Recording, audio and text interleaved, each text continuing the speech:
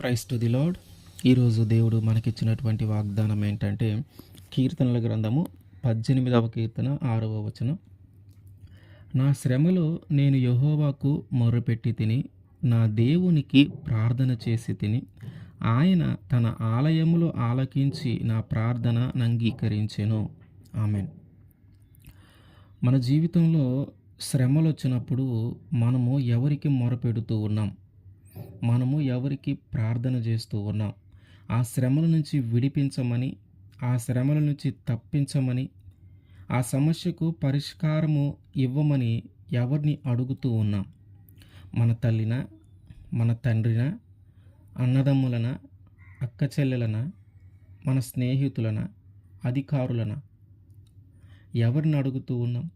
మన శ్రమల నుంచి తప్పించమని, మనకున్న శ్రమల నుంచి విడిపించమని, మనకున్న సమస్యలకు ఒక పరిష్కారం ఇవ్వమని, మనకి సహాయము చేయమని మనము ఎవరిని అడుగుతూ ఉన్నాం? మనము మనుషులను అడిగితే, అంటే మన మన యొక్క తల్లిని కానీ తండ్రి కానీ అడిగినప్పుడు వారు ఎంతవరకు సహాయం చేయగలరు? మన శ్రమల నుంచి ఎన్ని రోజులు మనల్ని విడిపించగలరు? మన స్నేహితులు మన శ్రమల నుంచి ఎన్ని రోజులు విడిపించగలరు? మన బంధువులైనా, మనకున్నటువంటి అధికారులైనా, ఎవరైనా మనల్ని ఎన్ని రోజులు ఆ శ్రమల నుంచి విడిపించగలరు? వారు ఎంతవరకు సహాయం చేయగలరు? వారికి కొంతవరకు లిమిట్ ఉంటుంది. ఆ లిమిట్ దాటి వాళ్ళు మనకి సహాయము చేయలేరు.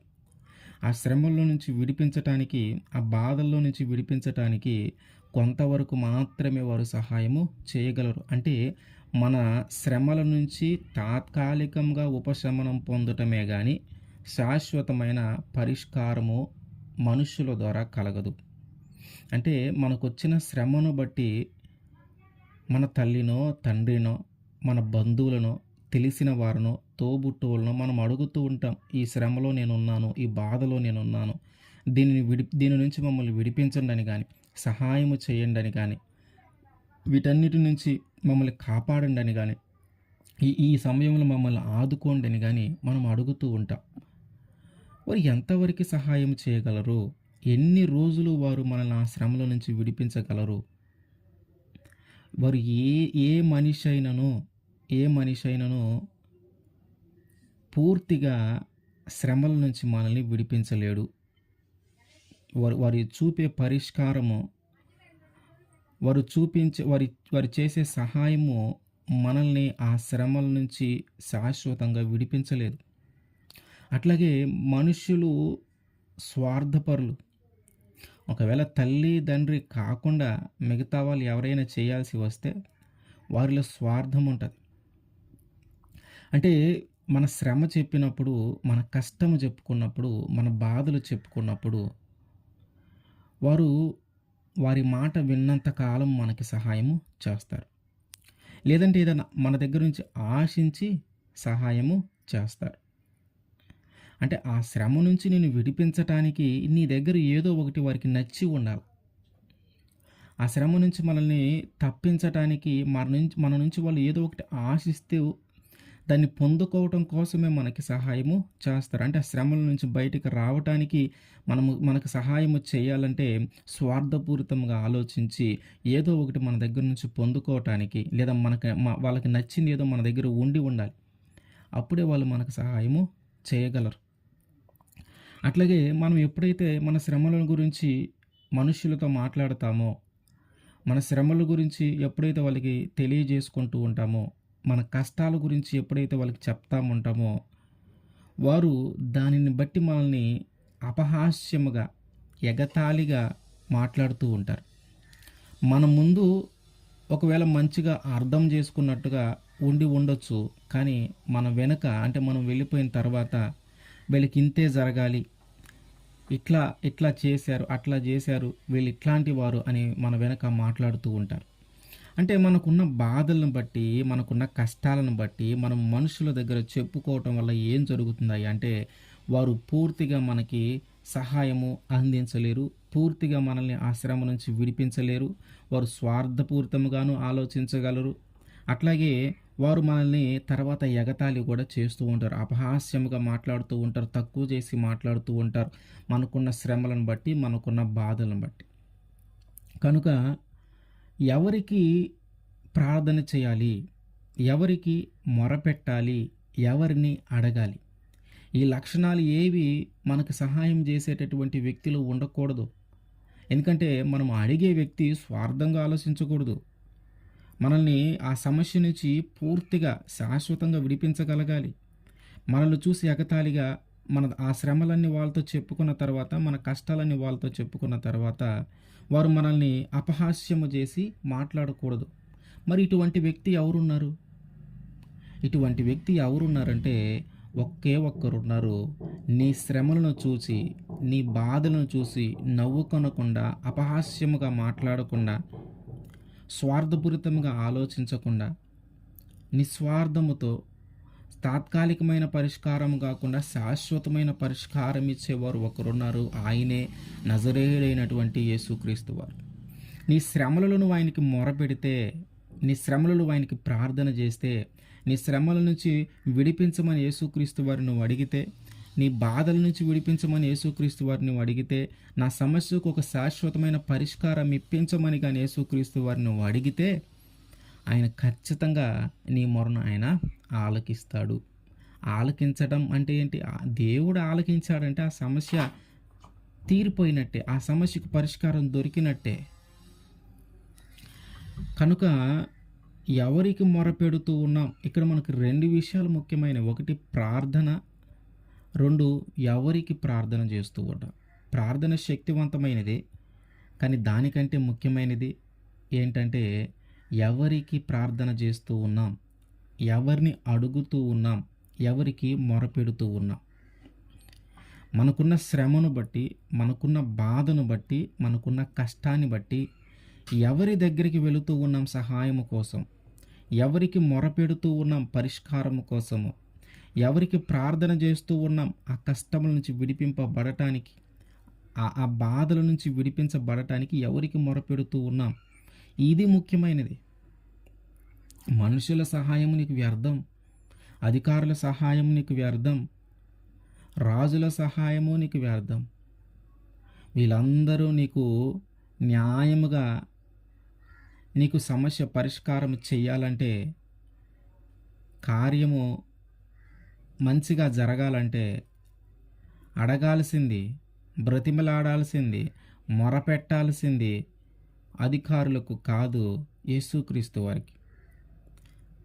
మనుషుల దగ్గరికి వెళ్ళి మనం ఎంత మొరపెట్టినా, మనుషుల దగ్గరికి వెళ్ళి మనం ఎంత ప్రాధేయపడినా, మనుషుల దగ్గరికి వెళ్ళి ఈ సమస్య నుంచి నన్ను విడిపించండి, ఈ శ్రమల నుంచి నన్ను విడిపించనని మనం ఎంత ప్రాధేయపడినను, ఎంత బ్రతిమలాడుకొనినను, ఎంత మొరపెట్టిననో, ఎంత ప్రార్థించిననో వారిలో ఉన్నటువంటి ఆ గుణాలు మాత్రం మారవు. సహాయము చేసినట్టే ఉంటారు, చేయరు. ఎగతాళిగా మాట్లాడతారు, స్వార్థంగా ఆలోచిస్తారు.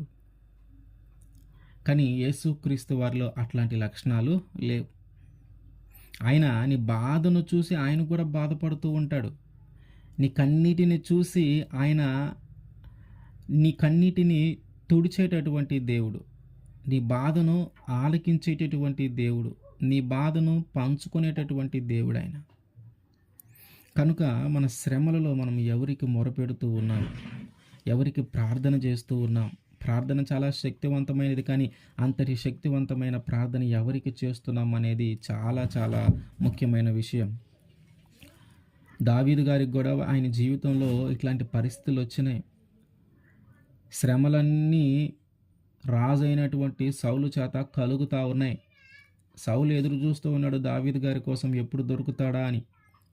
ఎప్పుడు దొరుకుతాడా, శిక్షిద్దాం, ఎప్పుడు దొరుకుతాడా, అసలు ఈ భూమి మీదే లేకుండా చేద్దాం, ఎప్పుడు దొరుకుతాడా అని ఎదురు చూస్తూ ఉన్నాడు. దావీదు పలానా చోట ఉన్నాడంటే అక్కడికి సైన్యాన్ని పంపిస్తూ ఉన్నాడు. దావీదు ఇంకొక చోట కనపడ్డాడంటే అక్కడికి మనుషులను పంపిస్తూ ఉన్నాడు. ఎటు వెళ్ళాలో తెలియట్లా, తప్పించుకొని తిరగటానికే సరిపోతుంది దావీదు జీవితం అంతా. అంటే కొంతకాలము దావీదు జీవితంలో కొంతకాలము తప్పించుకొని తిరగటానికే సరిపోయింది సౌలు ఉన్నంత కాలము. అటువంటి సమయంలో ఆయన చేసిన పని ఏంటి?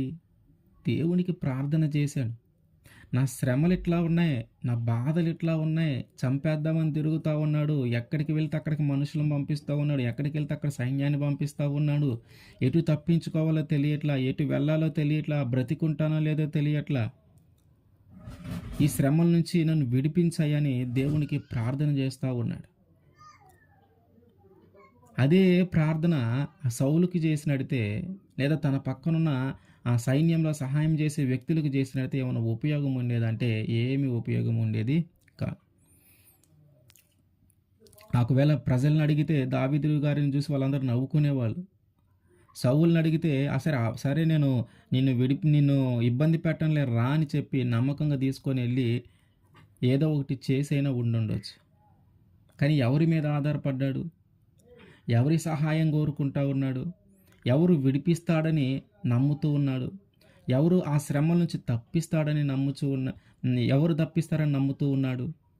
దేవుడే. ఆయన ఎవరి మీద ఆధారపడాలి? ఒక దేవుడి మీదే ఆధారపడతా ఉన్నాడు. ఎవరి సహాయం కోరుకోలే, దేవుని సహాయమే కోరుకుంటూ ఉన్నాడు. కనుక మన జీవితంలో వచ్చే శ్రమలకి మనము ఎవరికి ప్రార్థన చేస్తూ ఉన్నాం? ఎవరు మనల్ని విడిపిస్తారని నమ్ముతూ ఉన్నాం? ఎవరు ఆ సమస్య నుంచి ఒక పరిష్కారాన్ని మనకి ఇస్తారని నమ్ముతూ ఉన్నాం? యేసుక్రీస్తు వారు తప్ప ఎవరు కూడా నీకు ఒక శాశ్వతమైన పరిష్కారం ఇవ్వలేరు. యేసుక్రీస్తు వారు తప్ప ఎవరు కూడా నీకు నిస్వార్థంగా సహాయము చేయరు.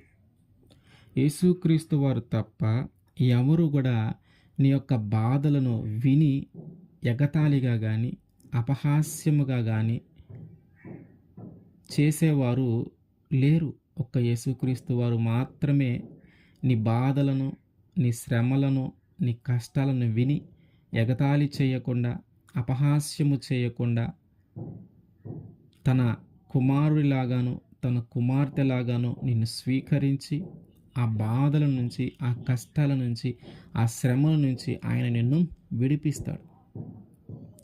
మనము ప్రార్థన చేయటం గొప్ప విషయం. ఒక శక్తి అది. ఒక ప్రార్థన మనకు ఒక శక్తిని ఇస్తూ ఉంటుంది. కానీ ఎవరికి చేస్తూ ఉన్నాం అనేదే ముఖ్యం. ఈ రెండు విషయాలు మనకి ఈరోజు అర్థం కావాలి. ప్రార్థన చేయటం మంచిదే, అది శక్తిని ఇస్తుంది మనకి. కానీ ఎవరికి చేస్తూ ఉన్నాం? ఎవరికి మొరపెడతా ఉన్నాం? ఎవరిని అడుగుతూ ఉన్నాం? ఎవరి సహాయం కోసం ఆరాట పడతా ఉన్నాం? ఎవరు ఈ శ్రమల నుంచి విడిపిస్తాడని నమ్ముతూ ఉన్నాం? అది కేవలము యేసుక్రీస్తు వారు మాత్రమే.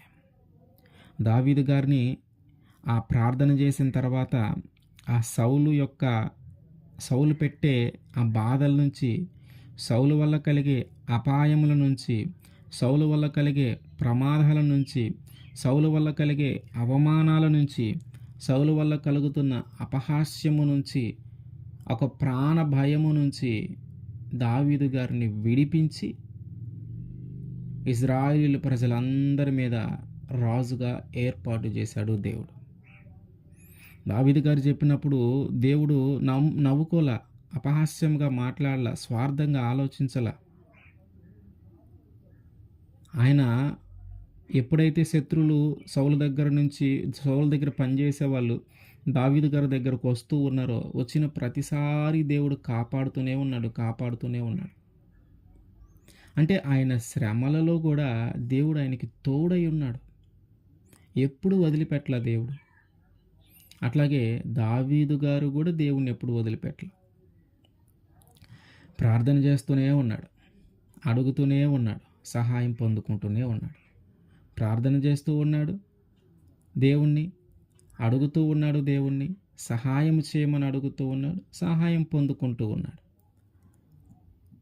కనుక మన జీవితంలో కూడా శ్రమలు వచ్చినప్పుడు, బాధలు వచ్చినప్పుడు మన తల్లి మీదనో, మన తండ్రి మీదనో, అన్నదమ్ముల మీదనో, అక్క చెల్లెల మీదనో, స్నేహితుల మీదనో, బంధువుల మీదనో ఆధారపడకుండా వారు నా శ్రమల నుంచి విడిపిస్తారని, వారు నా బాధల నుంచి విడిపిస్తారని, నా సమస్యకు ఒక పరిష్కారం ఇస్తారని వారి మీద మనము ఆధారపడకుండా, వారి సహాయం కొరకు మనము ఎదురు చూడకుండా, మనము చేయవలసిన పని ఏంటంటే యేసుక్రీస్తు వారి మీద ఆధారపడటం, యేసుక్రీస్తు వారి సహాయం కోసం చూడటం, యేసుక్రీస్తు వారిని అడగటం, యేసుక్రీస్తు వారికి మొరపెట్టడం, యేసుక్రీస్తు వారికి ప్రార్థన చేయటం. దీని ద్వారానే మనము మన శ్రమల నుంచి శాశ్వతంగా విడిపించబడతాం. మన శ్రమల నుంచి పూర్తిగా విడిపించబడతాం. మన బాధల నుంచి, మన కష్టాల నుంచి విడిపించబడతాం. పేతురుని చెరసాలలో వేసినప్పుడు సంఘమంతా ప్రార్థించింది. ఏం జరిగింది? పునాదులు కదిలిపోయినాయి. చెరసాల నుంచి క్షేమంగా బయటికి తీసుకొని వచ్చాడు దేవుడు. అంటే 2 విషయాలు మనకు అర్థం కావాలి. ప్రార్థన ఎంతో శక్తివంతమైనది. రెండో విషయము, అసలు ఆ ప్రార్థన ఎవరికి చేస్తా ఉన్నావు? మనిషికి చేస్తా ఉన్నావా? ఒక విగ్రహానికి చేస్తా ఉన్నావా? దేవత, దేవుడు అనబడే వాటికి చేస్తా ఉన్నావా? నిజమైన దేవుడికి చేస్తా ఉన్నామా? ఎవరికి చేస్తా ఉన్నాం? ఎవరిని నమ్ముతా ఉన్నాం? ఎవరు నిన్ను విడిపించగలరని నువ్వు నమ్ముతా ఉన్నావు? కనుక మన శ్రమలలో, మన బాధలలో, మన కష్టాలలో మన తల్లిదండ్రుల మీదనో, స్నేహితుల మీదనో, బంధువుల మీదనో, మిత్రుల మీదనో, తోబుట్టువుల మీదనో ఆధారపడకుండా, వారి సహాయం కొరకు ఎదురు చూడకుండా, మన శ్రమల నుంచి మనం విడిపించగలిగిన దేవుడున్నాడు. ఆయన నజరేయుడైనటువంటి యేసుక్రీస్తు వారు. ఆయన్ని కానీ మనం అడిగితే, ఆయన సహాయం మనం కోరుకుంటే, ఆయనకి మనం మొరపెడితే, ఆయనకి మనం ప్రార్థన చేస్తే, ఆయన ఖచ్చితంగా మన శ్రమల్లో నుంచి మనల్ని విడిపిస్తాడు. ఆమేన్.